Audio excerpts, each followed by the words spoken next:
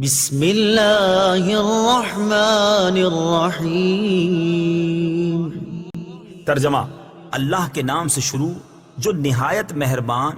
رحمت والا ہے۔ وَإِذْ قَالَ رَبُّكَ لِلْمَلَائِكَةِ إِنِّي جَاعِلٌ فِي الْأَرْضِ خَلِيفَةً قَالُوا أَتَجْعَلُ فِيهَا مَن يُفْسِدُ فِيهَا وَيَسْفِكُ الدِّمَاءَ وَنَحْنُ نُسَبِّحُ بِحَمْدِكَ وَنُقَدِّسُ لَكَ قال انی اعلم ما لا تعلمون۔ ترجمہ: اور یاد کرو جب تمہارے رب نے فرشتوں سے فرمایا میں زمین میں اپنا نائب بنانے والا ہوں، تو انہوں نے عرض کیا کیا تو زمین میں اسے نائب بنائے گا جو اس میں فساد پھیلائے گا اور خون بہائے گا، حالانکہ ہم تیری حمد کرتے ہوئے تیری تسبیح کرتے ہیں اور تیری پاکی بیان کرتے ہیں۔ فرمایا بے شک میں وہ جانتا ہوں جو تم نہیں جانتے۔ آگے اللہ تبارک و تعالیٰ نے اگلی آیات میں آدم علیہ السلام کو پیدا فرمانا اور پھر ملائکہ کو ابلیس کے ساتھ سجدہ کرنے کا حکم دینا اور ان کا انکار، ان تمام چیزوں کا ذکر کیا گیا ہے۔ اللہ تعالیٰ ارشاد فرماتا ہے وَإِذْ قَالَ رَبُّكَ لِلْمَلَائِكَةِ، اور یاد کیجئے کہ جب آپ کے رب نے فرشتوں سے فرمایا انی جاعل فی الارض خلیفہ، کہ بے شک میں بنانے والا ہوں زمین میں ایک خلیفہ۔ مسئلہ یہ تھا کہ انسانوں کے پیدا کرنے سے پہلے اللہ تبارک و تعالیٰ نے جنوں کو پیدا فرمایا اور پوری زمین پر ان کو اختیار دیا، یہ رہتے تھے، تو ان میں آپس میں خون ریزیاں ہوئیں، قتل و غارت ہوئی اور یہ فساد میں بہت زیادہ مبتلا ہوئے، تو اللہ تبارک و تعالیٰ نے ان کو مارنے کا حکم دیا، منتشر کرنے کا حکم دے دیا۔ تو فرشتوں نے بہت سوں کو مار دیا، بہت سوں کو جزائر پہاڑوں کی طرف جانے پر مجبور کر دیا۔ ابلیس جو تھا یہ ان کے درمیان اس طرح فساد کے اندر شریک نہیں تھا، اور یہ بہت مصلحت پسند تھا اور اچھے کام کیا کرتا تھا، اللہ کی عبادت کرتا تھا،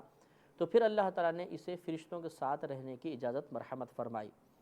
یہ عبادات میں بہت زیادہ بہت تکلف کیا کرتا تھا، بہت زیادہ عبادت کیا کرتا تھا، جیسے کہ ایک روایت ہے نبی کریم صلی اللہ علیہ وسلم ارشاد فرماتے ہیں کہ شیطان نے زمین کے اوپر قدم بھر بھی جگہ کوئی ایسی نہیں چھوڑی تھی جس پر سجدہ نہ کیا ہو، اور ایک روایت کے مطابق تقریباً اس نے 80,000 برس اللہ تبارک و تعالیٰ کی عبادت کی تھی، اور اس کا مقصود یہ تھا کہ مجھے اللہ تبارک و تعالیٰ میری عبادت سے خوش ہو کر مجھے زمین پر اپنا خلیفہ اور نائب مقرر کر دے اور میں زمین کا نظام چلاؤں۔ اور اس کا مقصود یہ تھا کہ اب جب اللہ تبارک و تعالیٰ نے یہ بھی یاد رکھیے کہ یہ بہت بڑا عالم تھا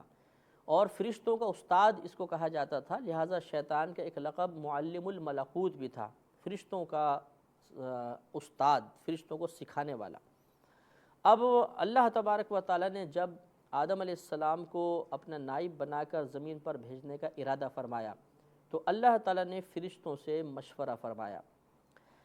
لہذا دیکھیں ارشاد فرمایا وَإِذْ قَالَ رَبُّكَ لِلْمَلَائِكَةِ، اور فرمایا تیرے رب نے فرشتوں سے کہ انی جاعل فی الارض خلیفہ، میں زمین میں خلیفہ بنانے والا ہوں۔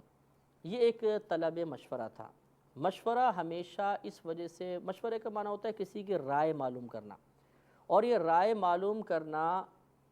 اس وجہ سے ہمیشہ نہیں ہوتا کہ جو رائے معلوم کر رہا ہے، مشورہ طلب کر رہا ہے، اس کی عقل میں قصور ہے،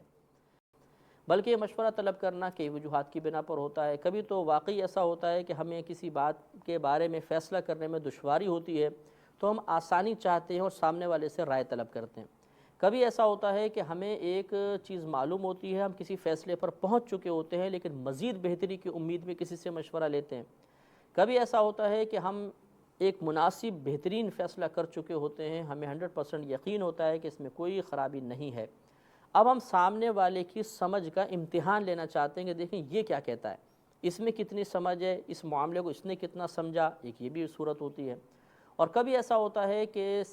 مشورہ لینے والا سامنے والے کو عاجز ثابت کرنا چاہتا ہے کہ تمہاری سوچ، تمہارا علم اس مقام تک نہیں پہنچ سکتا جہاں تک میری سوچ اور میرا علم ہے پہنچ سکتا ہے۔ اس طرح عجز ثابت کرنے کے لیے بھی کبھی کبھی مشورہ کیا جاتا ہے۔ تو اللہ تبارک و تعالیٰ کا یہ مشورہ اسی چوتھی صورت پر محمول ہوگا کہ اللہ تعالیٰ جانتا تھا کہ فرشتے کیا جواب دیں گے، فرشتے کیا کہیں گے، اور آدم علیہ السلام کی فوقیت اور علم کی فوقیت ثابت کرنا مقصود تھا، لہذا اللہ تبارک و تعالیٰ نے ان سے مشورہ فرمایا، اور آگے جیسے ثابت ہوگا کہ واقعی فرشتے عاجز آ گئے اور اللہ تبارک و تعالیٰ کی عظمت کو مزید انہوں نے مانا اور اقرار کیا۔ اب انہوں نے جب یہ مشورہ طلب کیا تو انہوں نے جواب میں کہا کہ قالوا، انہوں نے کہا اتجعل فیہا من یفسد فیہا، اے رب کریم کیا تو زمین میں ان لوگوں کو رکھے گا جو اس میں فساد کریں گے، وَيَسْفِكُ الدِّمَاءَ اور خون بہائیں گے، وَنَحْنُ نُسَبِّحُ بِحَمْدِكَ وَنُقَدِّسُ لَكَ، اور اے رب کریم ہم تیری پاکی بیان کرتے ہیں تیری حمد کے ساتھ، اور ہم تیری پاکی بیان کرتے ہیں تیرے لیے، تیری عظمت بیان کرتے ہیں۔ یعنی ان کا کہنے کا مطلب یہ تھا کہ یا رب کریم ان کو دنیا میں بھیجنے کا فائدہ کیا ہے، تو فساد کریں گے، خون بہائیں گے، ہم جب موجود ہیں، ہم تیری عبادت کر رہے ہیں، تیری پاکی بیان کرتے ہیں، تیری حمد کرتے ہیں، ہم معصوم ہیں، کوئی گناہ بھی نہیں کرتے ہیں، تو آخر ان کو کیوں بھیجا جا رہا ہے؟ تو فرشتوں کا یہ کہنا اصل میں اعتراض کی وجہ سے نہیں تھا، بلکہ حقیقتاً وہ یہ معلوم کرنا چاہتے تھے کہ اللہ تعالیٰ کی اس میں کیا حکمت پوشیدہ ہے، کیونکہ فرشتے معصوم ہیں، اور معصوم وہ ہوتا ہے جس سے جان بوجھ کر بھی گناہ کا ارتکاب نہیں ہوتا،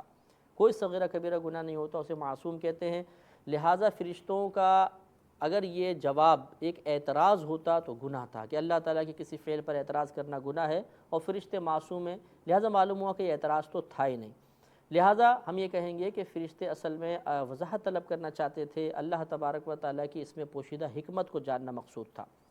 اور یہ جو انہوں نے کہا کہ یہ زمین میں جا کے فساد کریں گے، خون بہائیں گے، یہ دراصل ایک اگر دیکھا جائے تو غیبی خبر ہے، مستقبل کے بارے میں خبر ہے کہ یہ ایسا کریں گے، تو انہیں کیسے پتہ چلا؟ تو اس کے مختلف جواب ہیں۔ ایک جواب تو یہ ہے کہ شاید انہوں نے جنوں پر قیاس کیا تھا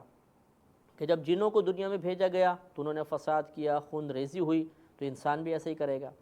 یا پھر اللہ تبارک و تعالی نے ان کو بتا دیا تھا، اور یا پھر انہوں نے عرش الہی پر، یہ لوح محفوظ پر لکھا ہوا دیکھ لیا تھا اللہ کی عطا سے، اور ان کو پتہ چل گیا تھا کہ انسان دنیا میں کیا کیا کرے گا، لہٰذا انہوں نے یہ بات بیان فرمائی۔